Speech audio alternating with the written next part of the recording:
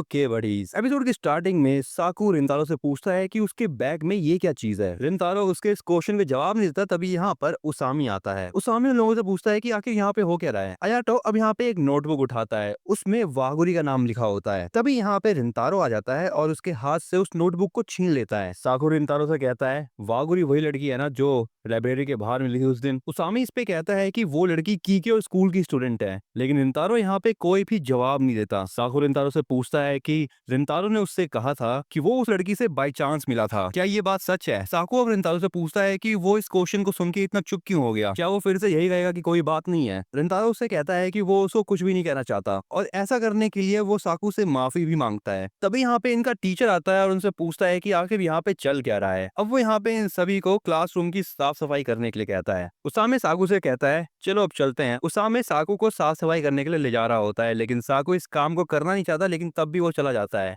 अब रिंतारो अयाटो से माफी मांगता है उस चीज के लिए जो अभी रिंतारो ने थोड़ी देर पहले किया था। अयाटो कहता है कोई बात नहीं, उसने माफ कर दिया। अब अगले सीन में रिंतारो अपने घर पर होता है। वो यहाँ पे आज के दिन के लिए बहुत ज्यादा बुरा फील कर रहा होता है। वो कहता है उसको भरोसा नहीं हो रहा अपने पे कि उसने ऐसा कह दिया अयाटो और साकू से। वो जानता ही नहीं था कि उसके बैग में वो नोटबुक है, उसे एक बार चेक कर लेना चाहिए था। वेल रिंतारो उसके बाद सोचता है कि उसको वागुरी को थैंक्स करना चाहिए। अगला सीन होता है वागुरी का। वागुरी यहाँ पे पढ़ रही होती है कि तभी उसको फोन पे रिंतारो का मैसेज आता है। उस मैसेज में रिंतारो वागुरी को थैंक्स करते हुए कहता है कि वो किसी भी एग्जाम में फेल नहीं हुआ। अगला सीन रिंतारो का होता है और रिंतारो को वागुरी का रिप्लाई आया होता है। उस रिप्लाई में वागुरी ने कहा होता है रिंतारो ने बहुत ज्यादा मेहनत की थी पास होने के लिए और अब वो स्पोर्ट फेस्टिवल में भी हिस्सा ले पाएगा। इस चीज पे रिंतारो कोई रिप्लाई नहीं करता। दूसरी तरफ वागोरी ने ये देख लिया होता है कि उसका मैसेज सीन हो चुका है रिंतारो की तरफ से। अब वागोरी यहाँ पे सोचने लगती है कि आखिर रिंतारो कौन सा स्पोर्ट खेलेगा, क्या वो सॉकर है या बेसबॉल। इसके बाद अगला सीन स्कूल का होता है। उसामे और अयाटो देखते हैं कि साकू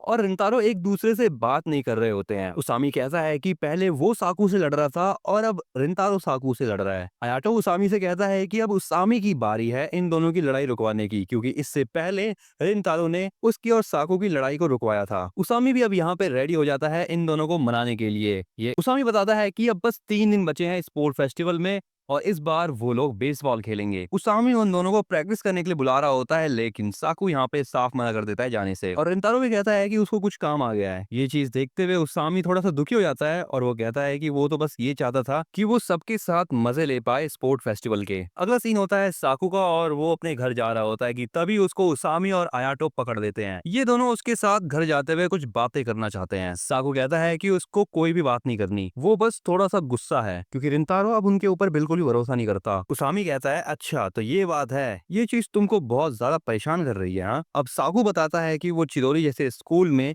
रिंतारो के वजह से ही फिट हो पाया और वो रिंतारो की हेल्प करना चाहता है। उसामी कहता है हाँ रिंतारो ऐसा ही बंदा है। रिंतारो दूसरों की बहुत ज्यादा हेल्प करता है और वही जानते हैं कि रिंतारो कितना ज्यादा कूल बंदा है। अब अयाटो साकू से कहता है रिंतारो ने कहा था कि वो कोई बात बताना नहीं चाहता। साकू अयाटो से कहता है हाँ तो फिर। अयाटो बताता है कि रिंतारो ने पहली बार अपनी ट्रू फीलिंग्स बताई है। रिंतारो ने इस बार उनसे कुछ भी नहीं छुपाया और इस बात के लिए वो खुश है क्योंकि रिंतारो अभी उनसे कुछ छुपा नहीं रहा। लेकिन अभी वो पूरी बात नहीं जानते जब तक रिंतारो उन्हें सब कुछ बता नहीं देता। अयाटो कहता है कि उसको पूरा भरोसा है कि एक दिन रिंतारो उनको सब कुछ बता देगा। अब ये दोनों साकू को समझाते हुए उसको रामेन खिलाने के लिए ले जाते हैं। अगला सीन रिंतारो की शॉप का होता है। रिंतारो की मॉम उससे पूछती है कि उसका चेहरा इतना उतरा हुआ सा क्यों लग रहा है, क्या वो टेस्ट में फेल हो गया। रिंतारो अपनी मॉम को बताता है कि वो इस बार किसी भी एग्जाम में फेल नहीं हुआ। रिंतारो की मॉम उससे कहती है क्या बात है, आजकल तुम जोक भी मारने लगे हो। रिंतारो कहता है नहीं वो इस बार सीरियस है और ये सुनकर रिएक्शन कुछ ऐसा होता है रिंतारो की मॉम का। रिंतारो कहता है कि वो शुरुआत से ही सीरियसली बात कर रहा था।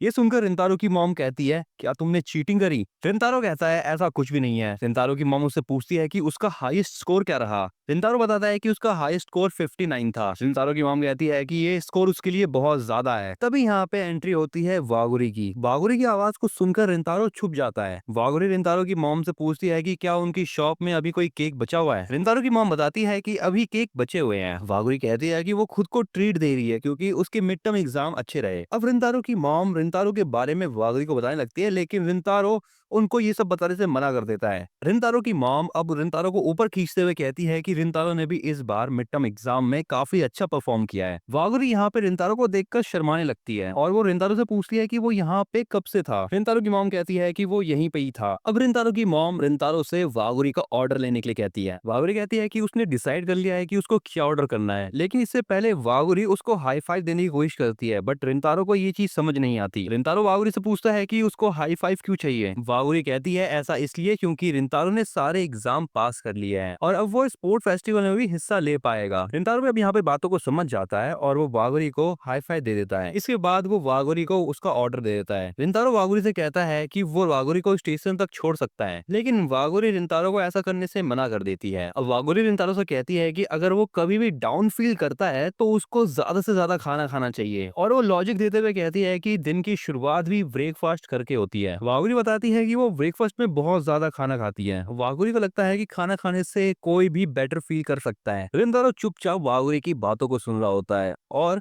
वो सारी बातें सुनने के बाद हंसने लगता है। वागुरी रिंतारो से पूछती है कि आखिर वो हंस क्यों रहा है, लेकिन रिंतारो उसको कुछ भी नहीं बताता और वो हंसता रहता है। अब शॉप से जाते हुए वागुरी रिंतारो से कहती है कि वो दोबारा आएगी क्योंकि उसको और भी ज्यादा केक खाने हैं। अब रिंतारो की मॉम किचन से बाहर आती है और वो रिंतारो से पूछती है कि क्या वागुरी चली गई। रिंतारो कहता है हाँ वो चली गई। सब कुछ शांत हो जाने के बाद रिंतारो ये सोच रहा होता है कि उसका दिमाग जो है वो बहुत सारी बातों से घिरा हुआ था, लेकिन जब उसके सामने वागुरी आई तब सब कुछ क्लियर हो गया। रिंतारो को सुबारू की बातें याद आती है कि उसको वागुरी से नहीं मिलना चाहिए, लेकिन उसने उस दिन सुबारू से ये कह दिया था कि वो ऐसा नहीं कर सकता। रिंतारो कहता है कि वागुरी एक बहुत ज्यादा अच्छी लड़की है और रिंतारो के पास कोई भी शब्द नहीं है कि वो वागुरी की तारीफ कर पाए। इसके बाद अगले सीन में वागुरी स्टेशन पे होती है। वागुरी बताती है कि उसको लगा नहीं था कि वो रिंतारो से इतने अचानक से मिलेगी और उसने रिंतारो को पहली बार स्माइल करते हुए देखा और वो बहुत क्यूट लग रहा था। वो इस बात के लिए बहुत ज्यादा खुश है कि वो रिंतारो के चेहरे पे स्माइल ला पाई। तभी यहाँ पे वागुरी की फोन पे एक मैसेज आता है और इसके बाद अगला सीन रिंतारो के घर का होता है। रिंतारो की मॉम बताती है कि डिनर लगभग तैयार है और अगले सीन में अब रिंतारो खाना खाने लगता है। रिंतारो की मॉम बताती है कि वो आज के खाने को सेलिब्रेशन मान सकता है क्योंकि उसने सारे एग्जाम पास कर लिए हैं और उन्होंने देखा कि रिंतारो ने कितनी ज्यादा मेहनत करी थी